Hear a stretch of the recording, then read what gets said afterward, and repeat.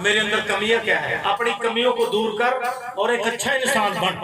एक अच्छा इंसान ही परमात्मा का रूप हो सकता है, बुरा इंसान कभी भी परमात्मा का रूप नहीं हो सकता।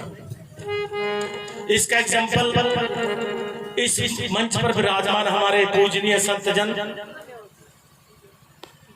आज हम जिनकी बरसी के ऊपर उनको श्रद्धासुमन अर्पित करने के लिए, उनको याद करने के लिए आए हैं, संत महापुरुष ब्रह्मलीन संत प्रवेश दास जी महाराज और सतगुरु स्वामी मामचंद दास जी महाराज, उनके चरणों में रहने का बहुत मौका मिला। प्रवेश दास जी तो हमारे जब बचपन में होते थे हमारे साथ बहुत रहे, इलेक्शनों में उत्तर प्रदेश में अपनी जीप लेके मेरे साथ रहते थे 24 घंटे, बहुत प्रेम था। और मैं यहाँ जब भी यहाँ से निकलता था तो यहाँ भी हर समय आता जाता, अब भी आता हूँ जब भी समय लगता है, पर उनके समय में बहुत आया करता है। और हमारे पूजनीय संत सत्यपाल दास जी महाराज, पूजनीय संत स्वामी ज्ञाननाथ जी महाराज महामंडलेश्वर जी, संत श्री सत्यपाल जी महाराज और मेरे क्लास फेलो, हम इकट्ठे पढ़े, हमारे संत महापुरुष श्री राम सिंह जी जर्मनी से, तो और भी हमारे संत महापुरुष बहुत बैठे हैं। और आज के इस कार्यक्रम का अरेंजमेंट करने वाले संत विकास दास जी और उनकी माता जी, उनके भी चरणों में नमन।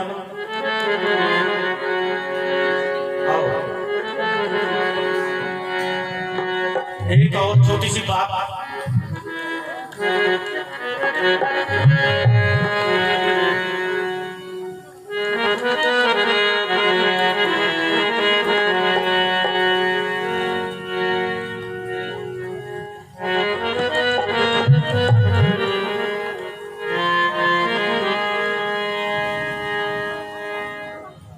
रैन गवाई सो के दिवस गवाया खाए, हीरे जैसा जन्म अमूलक कोटि बदले जाए। रात सो के गुजार दी, दिन खा के गुजार दिया, ऐसे जीवन का क्या फायदा? ऐसे भैंस पैदा होगी, ऐसे इंसान पैदा होगा, कोई फायदा नहीं। इसलिए इस जीवन को अच्छा बनाए, इस जीवन को अच्छा बनाए, अपने अंदर एक लीडरशिप के गुण पैदा करें। जिस दिन मेरे समाज के अंदर लीडरशिप के गुण पैदा हो गए, लीडरशिप का मतलब एमएलए एमपी नहीं होता अकेला, लीडरशिप का मतलब है जिस भी क्षेत्र में जाओ आप वहां पर सबसे आगे पाए अपने आप को, ऐसी मेहनत करें, ऐसा संकल्प लें। अभी मैं सुबह एक कहानी सुन रहा था,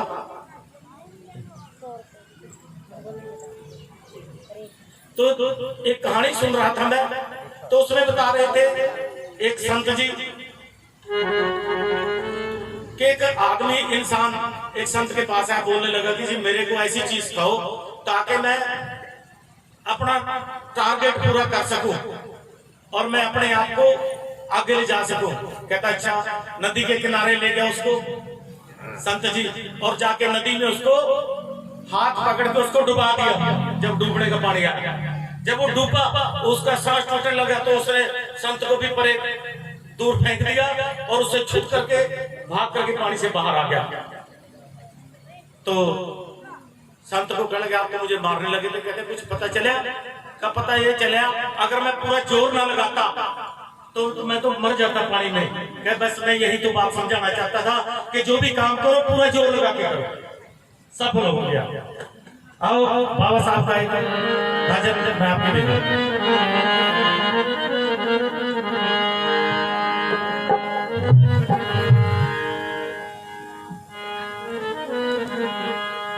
सदियों से रही तेरी किस्मत टूटी हो, सदियों से रही तेरी किस्मत टूटी हो। बाबा साहेब पीला बात किसी ने न पूछी हो, सदियों से रही तेरी हो।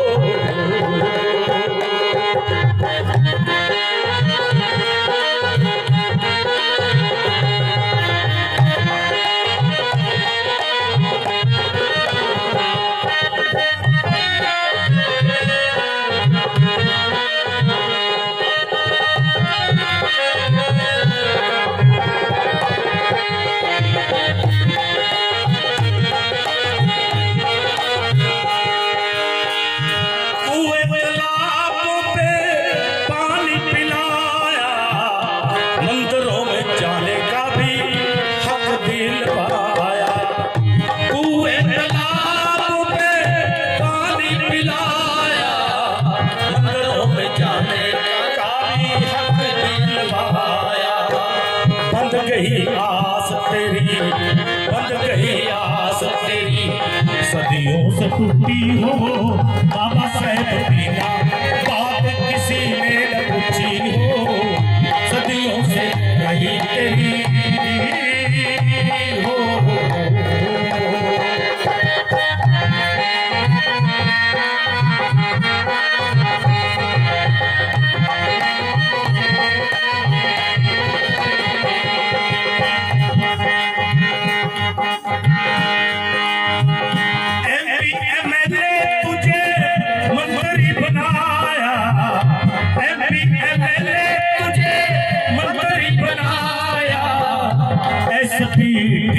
जज कुर्सी बैठाया, एसपीडीसी जज कुर्सी बैठाया।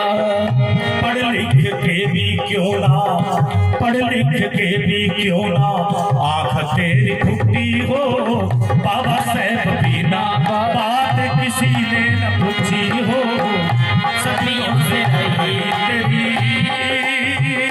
हो।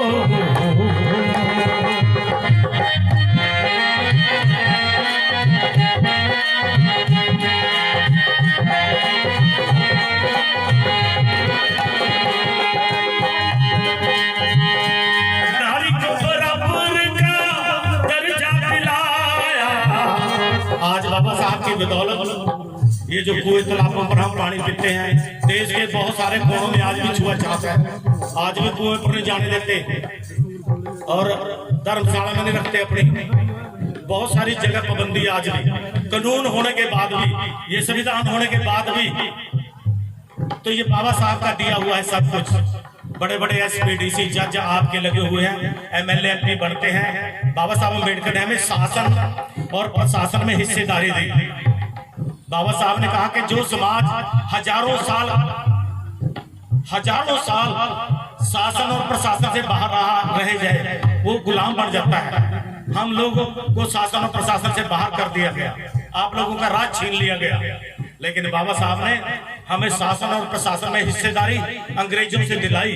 आज जो आपके एमएलए एमपी बनते हैं इसको बोलते हैं शासन, और पंच से लेकर के राष्ट्रपति तक इसको बोलते हैं शासन में हिस्सेदारी, और प्रशासन में चपरासी से लेकर के डीसी जज तक जो बनते हैं इसको बोलते हैं शासन में हिस्सेदारी।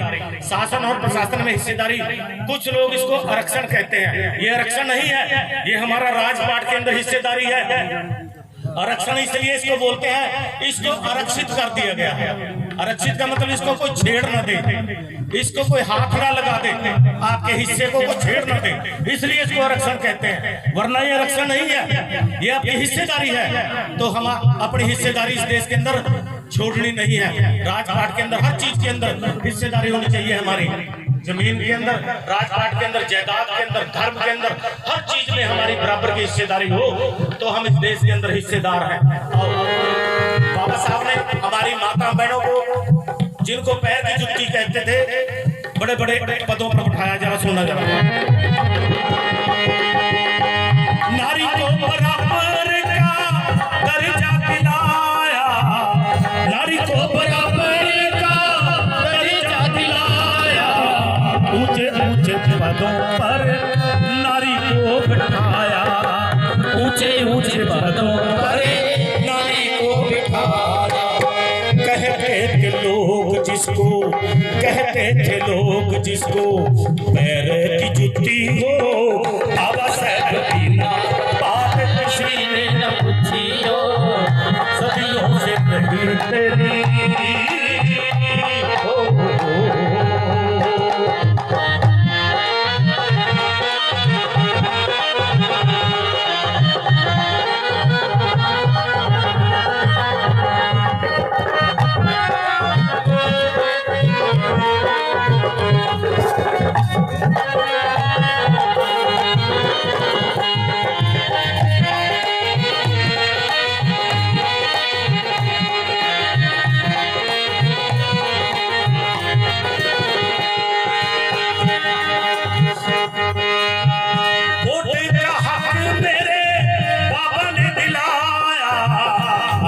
पड़ने वाली है, क्योंकि मेरी वोट है, जिसको मर्जी दूं।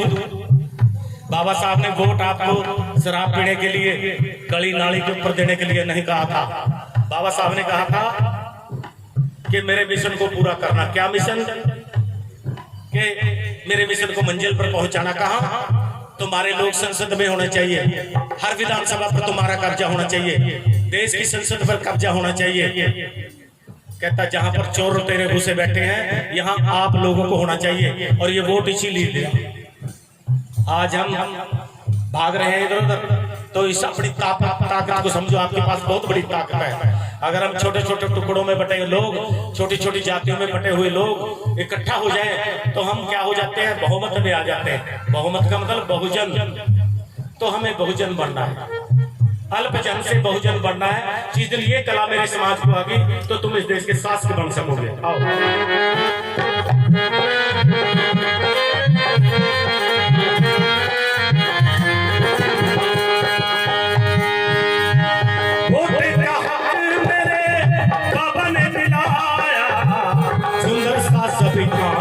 मेरे देश का बनाया, सुंदर सा संविधान मेरे देश का बनाया।